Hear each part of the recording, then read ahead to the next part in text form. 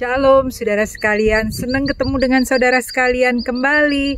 Hari ini saya mau bagikan sharing bersama-sama tentang bebas dari stres. Sekarang kalau saya tanya, dengan cepat ya, kalau saudara harus sebutkan 3 atau 4 hal yang membuat saudara stres, kira-kira apa? Oh, mungkin beberapa dari saudara mengatakan jangankan 3 atau 4, saya bisa sebutkan 5 atau 6 atau bahkan lebih. Hari-hari ini memang kita banyak bisa mengalami stres, ya. Mungkin karena keadaan sakit, atau mungkin karena ekonomi, atau mungkin seperti saya harus anak-anak ada di rumah, belajar online di rumah, dan kita kan bukan guru ya, nggak gampang untuk mengajar anak-anak di rumah. Tetapi hal-hal seperti itu bisa saja membuat kita stres, saudara-saudara. Akibatnya apa? Mungkin kurang tidur, nggak bisa tidur, mau tidur susah, atau mungkin pencernaan kita akan terganggu, atau mungkin kita jadi pusing. Wanita bisa-bisa aja makannya jadi banyak, saudara-saudara, apalagi makan es krim yang besar itu bisa habis. Para pria mungkin karena stres bisa cepat marah, saudara-saudara. Mau konsentrasi susah ya, kayaknya bentar-bentar lupa. Tentu banyak tip-tip saudara-saudara yang akan membawa kita untuk hidup lebih sehat, lepas dari stres ya. Misalnya saja berolahraga. Ya, kita olahraga atau jalan-jalan, tarik napas dalam-dalam, exercise, breathing exercise, saudara-saudara. Atau melakukan hal-hal yang saudara suka lakukan. Misalnya menyanyi, main musik, atau mungkin ada di antara saudara yang suka melukis. Mami saya suka gardening, suka di kebun. Itu bisa lama di kebun, tanah dikorek-korek ya. Kadang liatin bunga dan bisa cerita, oh nanti ini bunga ini nanti malam akan keluar bunganya, padahal cuma 1 malam dan bisa ditungguin, saudara-saudara. Ya, hal-hal seperti itu tentunya baik, saudara-saudara, ya, nggak ada yang salah, semuanya bagus. Tetapi hal-hal secara jasmani itu tidak cukup. Kita harus go deeper than that, lebih dalam daripada itu, yaitu secara rohani, saudara-saudara. Dan saudara ingat ya, cerita Hana. Kalau saya boleh sampaikan lagi, izinkan saya membagikan cerita Hana sekali lagi, bahwa dia seorang istri yang rindu banget pengen punya anak. Ya, tapi sudah bertahun-tahun dia tidak punya anak, saudara-saudara. Dan dia stres, dia sedih, pokoknya campur aduk. Dan apa yang dia lakukan, saudara-saudara, waktu Hana ini melewati masa-masa stres yang luar biasa. Mungkin orang bilang kepada saudara, nggak apa-apa, pokoknya kamu sabar, nanti kamu juga bisa melewati stres ini. Tapi belum tentu kita lewatin stres itu dengan baik. Bisa-bisa malah kita akan tambah stresnya. Nah, yang Hana lakukan, yang pertama adalah kita baca di 1 Samuel 1 ayat 10, saudara-saudara. Firman Tuhan mengatakan, dan dengan hati pedih ia berdoa kepada Tuhan sambil menangis terseduh-seduh. Saudara yang dikasihi, Hana datang kepada Tuhan dan menyampaikan masalahnya. Dia katakan kepada Tuhan masalahnya itu apa. To let go our stress, untuk melepaskan stres kita harus datang kepada Tuhan. Bukan datang kepada banyak orang, cerita kepada banyak orang lain. Tidak, saudara-saudara, datang kepada Tuhan. Let go your problems and let God dwell in your life. Izinkan Tuhan berperkara dalam hidupmu. Sama, saudara, seperti waktu saudara pergi ke dokter. Kalau saudara sakit, saya sakit, datang ke dokter. Kita masuk ke tempat ruang dokter dan kita katakan, oh dok, saya sakit ini, gejalanya apa? Lalu dokternya baru kasih resep kan ke saudara. Nah, habis itu saudara dapat obatnya, saudara minum obatnya. Dengan Tuhan waktu kita sedang melewati stres, kita sedang melewati kekhawatiran, ketakutan, penat hati, waktu kita datang kepada Tuhan, waktu saudara terkasih sedang berkoneksi kepada Tuhan, tahukah saudara, itulah obatnya. Saudara sedang menerima obat daripada Tuhan. Pemulihan sedang terjadi, kesembuhan Tuhan sedang berikan kepada saudara. Hikmat Tuhan berikan, kekuatan baru, energi baru, semangat baru. Tuhan sedang berikan. Itu obatnya saudara-saudara. Dan itu yang dilakukan oleh Hana. Matius 11 ayat 28 firman Tuhan katakan, marilah kepadaku semua yang letih lesu dan berbeban berat. Aku akan memberikan kelegaan kepadamu. Bahasa Inggrisnya lebih keren lagi saudara-saudara. Come to me, kata Tuhan. Come berarti datanglah. Tuhan itu sedang menunggu. Mau nggak kita datang kepada Tuhan? Yes, Hana datang kepada Tuhan. Yes, dia menangis kepada Tuhan. Yes, dia mengutarakan isi hatinya. Dan itu bagus. We need to identify. Kita perlu tahu masalah kita apa dan utarakan itu kepada Tuhan, saudara-saudara. Kita akan dengar kesaksian ini bagaimana seorang ibu, dia sedang mengalami kekhawatiran, stres, tidak ada pekerjaan, tidak ada pemasukan. Tetapi waktu dia datang kepada Tuhan dan berdoa, dia nyatakan isi hatinya. Tuhan memberi hikmat, Tuhan menunjukkan, Tuhan menuntun. Mari kita dengarkan. Shalom, saudara yang terkasih. Perkenalkan, nama saya Tania. Saya dari GBI Viva Bogor. Di sini saya mau bersaksi di mana saya mampu bersama Tuhan melewati masa-masa pandemi corona ini dengan baik. Jadi saya mau cerita sedikit. Selama ini kita ada usaha sebagai mata pencarian kita selama ini. Kita usaha di kampus Universitas Pakuan Bogor di food court. Jadi awalnya memang berita-berita corona sudah ramai ya, cuman di Bogor khususnya masih berjalan seperti biasa, aktivitas di kampus maupun di sekolah-sekolahan masih berjalan seperti biasa, masih normal ya. Keputusan dari pemerintah untuk menutup semua kampus, sekolah, semua di Indonesia, jadi termasuk kita yang di Bogor juga.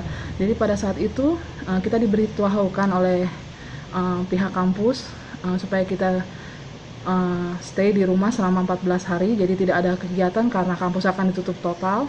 Jadi pada saat itu memang belum sampai 14 hari, baru 10 hari berjalan di rumah, kita dapat kabar lagi dari pihak kampus bahwa liburnya akan diperpanjang lagi menjadi 14 hari ke depan. Jadi total sudah 1 bulan ya. Jadi pada saat kita diberitahukan bahwa liburnya diperpanjang menjadi 1 bulan, terus terang di situ saya dan suami saya berpikir kita tidak mungkin diam di rumah dan tidak bekerja, karena ada keluarga yang harus kita biayai, ada anak-anak yang harus kita biayai. Oleh sebab itu saya terus berpikir dengan suami saya apa harus kita lakukan selama keadaan corona seperti ini ya. Jadi akhirnya saya memutuskan untuk saya coba untuk melamar jadi guru pada saat itu ya, karena saya pikir saya belum bisa kembali ke kampus dalam waktu dekat karena corona juga keadaannya belum membaik. Jadi saya putuskan untuk saya bekerja dulu di tempat yang lain sambil saya menunggu waktunya saya kembali lagi ke kampus pada saat itu.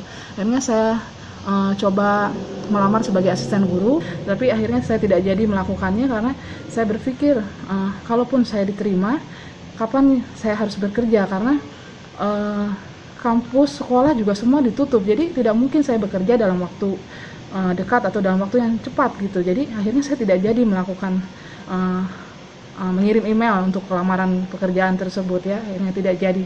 Jadi saya berdoa kepada Tuhan pada malam itu, Tuhan terima kasih karena Engkau mengingat aku yang bukan apa-apa ini, Kau mengingat keberadaan aku. Jadi di situ saya berdoa dan saya betul-betul memohon kepada Tuhan berikan saya hikmat supaya saya bisa melewati masa-masa ini, saya bisa bekerja kembali. Apa yang harus saya lakukan? Jadi saya berdoa memohon kepada Tuhan apa yang harus saya lakukan. Jadi pada saat malam hari itu saya berdoa, paginya saya terbangun, saya katakan kepada suami saya, bagaimana kalau kita coba lagi usaha di frozen food. Memang selama ini kita usaha di frozen food ini udah kita tinggalin sekitar 3 tahunan yang lalu ya, karena kita fokus di usaha yang di Pakuan ini, sehingga kita udah nggak ada waktu untuk ngurusin usaha di frozen food di rumah. Jadi kita tinggalin sebetulnya usaha itu. Cuman memang seperti mesinnya, freezernya, semua masih ada di rumah, masih komplit. Jadi kalaupun kita mau mulai lagi, kita masih bisa lakukan. Cuman memang kita sudah kehilangan pelanggan sebetulnya ya, karena kita udah fokus di kampus, jadi kita udah nggak ada pelanggan sebetulnya di frozen food ini. Jadi kalau saya mulai lagi, jadi berarti saya mulai lagi ini semua dari nol. Saya harus menghubungi langganan-langganan lama saya harus tawar-tawari lagi ke mereka, dan akhirnya kita putuskan oke, nggak masalah, kita mulai lagi dari nol pada saat itu ya. Saya memang pada awal-awalnya saya tawar-tawari, memang ada pesanan, cuman nggak terlalu banyak, tapi saya terus jalani, saya terus kerjakan sampai akhirnya satu waktu sahabat baik saya di gereja, dia waktu itu juga pesan frozen food ya. Dia bayar kepada saya pada saat itu, dia kasih uang cash, tapi dia bayar kepada saya harganya 2 kali lipat dari harga yang harusnya dia bayar kepada saya. Jadi lebihnya itu cukup banyak gitu ya bagi saya. Jadi dia berkata kepada saya, katanya ambil ini lebihnya, karena memang dia katanya mau kasih buat saya. Jadi pada saat saya pulang dari rumahnya, terus terang mata saya berkaca-kaca di jalan ya. Saya katakan, Tuhan, apakah ini waktunya saya menuai? Pada saat itu saya sambil pegang itu uang yang dari teman saya itu ya, lebihnya begitu banyak pada saat itu. Jadi pada saat itu saya bersyukur, bahkan saya katakan, Tuhan terima kasih. Padahal saya tidak pernah cerita apapun kepada teman saya tentang keadaan saya seperti ini. Sekarang saya tidak cerita. Jadi saya berdoa kepada Tuhan, terima kasih Tuhan karena Engkau mengingat aku. Aku katakan begitu ya, saya katakan demikian di hati saya gitu ya. Akhirnya melalui uang tersebut saya coba berjualan online. Jadi saya pakai itu untuk membayar IndiHome ya, internet. Saya jualan secara online sampai akhirnya terus berdatangan orang-orang yang tidak saya kenal sebelumnya. Mereka WA saya, katanya mereka mau jadi reseller saya, mereka mau beli produk-produk saya, mereka mau jualin. Jadi saya bersyukur, bahkan orang yang tidak saya kenal Tuhan kirimkan datang menjadi pelanggan-pelanggan saya. Saya bersyukur Tuhan Yesus baik. Jadi sudah 4 bulan saya lalui semenjak libur di kampus, dari mulai bulan Maret sampai sekarang bulan Juli. 4 bulan saya sudah lalui, dan saya bersyukur. Mungkin pada saat-saat awal-awal corona orang sulit mencari pekerjaan, sulit berusaha, tapi saya bersyukur pada saat-saat awal corona itu bahkan orderan saya berlimpah-limpah banyak Tuhan kirimkan. Sampai 4 bulan saya lalui, saya bersyukur saya tidak kekurangan, Tuhan cukupkan, Tuhan pelihara hidup saya, dan saya sehat sampai hari ini walaupun saya banyak di jalan ya, karena saya harus kirim-kirim barang dan saya yang kirim sendiri. Jadi memang saya bersyukur Tuhan kasih saya kesehatan, bahkan Tuhan kasihkan saya berkat lebih daripada apa yang pernah saya minta kepada Tuhan pada saat saya berdoa dulu. Jadi saya bersyukur Tuhan Yesus baik, betul-betul bukan karena kekuatan saya dan kehebatan saya, tapi sungguh-sungguh itu semua karena berkat Tuhan. Biarlah kesaksian saya ini menjadi berkat bagi saudara-saudara semua yang mendengar, supaya kita semua dikuatkan, terus kita lakukan hal yang baik. Selama umur hidup kita, perbuatlah hal yang baik. Percayalah bahwa Tuhan sekali-kali tidak pernah meninggalkan kita anak-anaknya. Demikian kesaksian saya, biarlah menjadi kekuatan dan berkat bagi kita semua. Amin. Puji Tuhan. Dan Hana, saudara-saudara, juga menerima berkat daripada Tuhan. Waktu Hana terima berkat daripada Tuhan, saudara yang dikasihi Tuhan, dia tidak begitu saja, tetapi dia datang kembali kepada Tuhan, senantiasa berkoneksi kepada Tuhan, saudara-saudara. Dan di sini dikatakan Mazmur 16 ayat 8 dan 19, bagian obat daripada Hana adalah ini, saudara-saudara. Aku senantiasa memandang kepada Tuhan, karena Ia berdiri di sebelah kananku, aku tidak goyah. Sebab itu hatiku bersuka cita dan jiwaku bersorak-sorak, bahkan tubuhku akan diam dengan tentram. Saudara yang dikasihi, luar biasa. Hana selalu senantiasa datang kepada Tuhan, senantiasa memandang kepada Tuhan yang memberi damai sejahtera, saudara-saudara. Dan waktu Hana mengalami perjumpaan dengan Tuhan, itulah yang dia lakukan. Bahkan di ayat 1 Samuel 1 ayat 19a dikatakan, keesokan harinya bangunlah mereka itu pagi-pagi lalu sujud menyembah kepada Tuhan. Jadi kehidupan Hana selalu dekat kepada Tuhan. Baik waktu ia mengalami stres, sedang dalam proses, bahkan sesudah menerima jawaban doa, selalu dekat Tuhan. Itu yang menjadi kekuatan dalam hidup kita. Itu yang membuat saudara dan saya akan lebih baik lagi untuk mengatasi stres kehidupan. Setiap kita selama kita masih hidup pasti ada stres, pasti ada kekhawatiran. Itu bagian dari orang percaya, orang bukan percaya, itu bagian kehidupan. romantika kehidupan saudara-saudara. Tapi yang perlu kita ketahui, kemana kita datang. Datang kepada Tuhan, berdoa, sampaikan masalah kita kepada Tuhan. Dan waktu Tuhan sudah melewati masa itu, ayo kita senantiasa balik kepada Tuhan.